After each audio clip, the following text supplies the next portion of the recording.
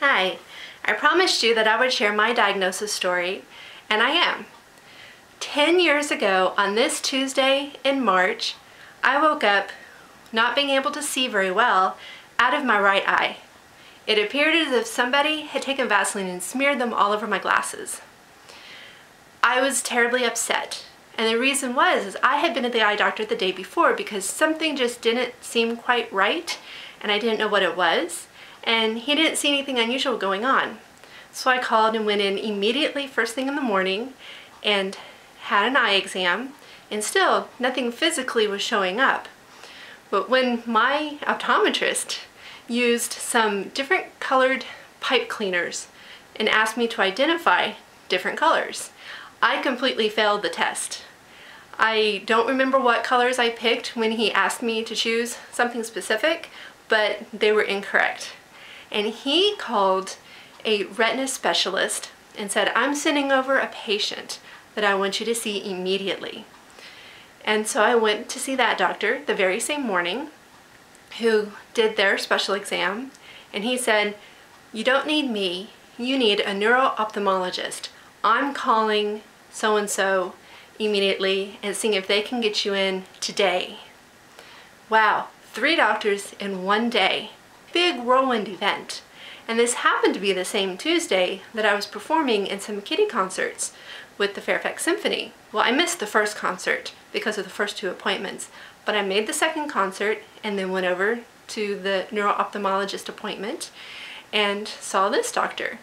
They did some further testing with visual fields and also a really unique test using a bottle of eye drops that the lid was red. And the doctor asked me to tell him what color the eye drops were, or the lid was, when he held them to my side. And then he brought them around. I said they were brown. And we brought it to the center, they looked red. And I thought, when did you change that? Well, my color vision was changing. Also, things were getting dark and dim. He was going to send me for an MRI, and he did, and lots of blood work to try to rule out other things, and he was very straightforward.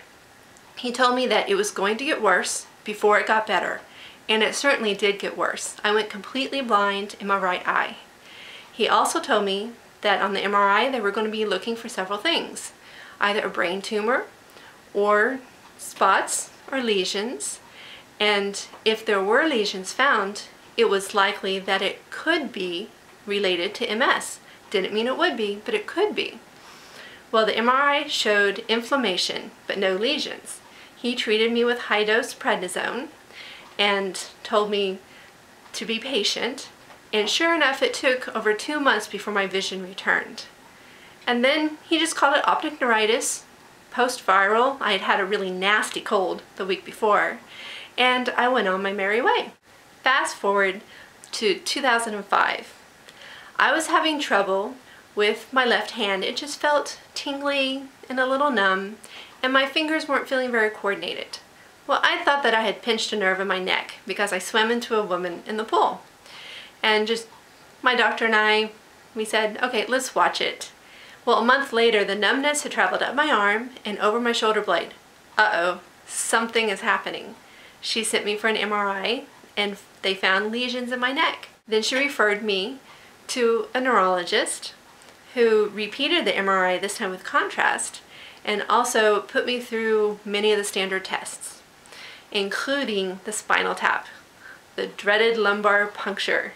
When that came back, I earned a probable MS diagnosis. I fulfilled one criteria. There was proof of demyelination in one location and one event. I also got a week of Solumedrol, which, if you've ever done it, you know it's no fun at all. Well, 2 months later, had another MRI, and it showed new lesions. Bingo, I fit the criteria. I earned an MS diagnosis. That took basically from March 2000, with the first event, to October 2005. 5 years, just over 5 years. And then I've had MS since then, and there have been ups and downs. I've had several relapses. I've recently changed medications. I'm doing much better because of that. and also am very active. Maybe not physically active, but mentally active and active here online, especially in our community at Health Central. So although MS is not fun, and I'm not glad that I have it, I am glad to be part of this community.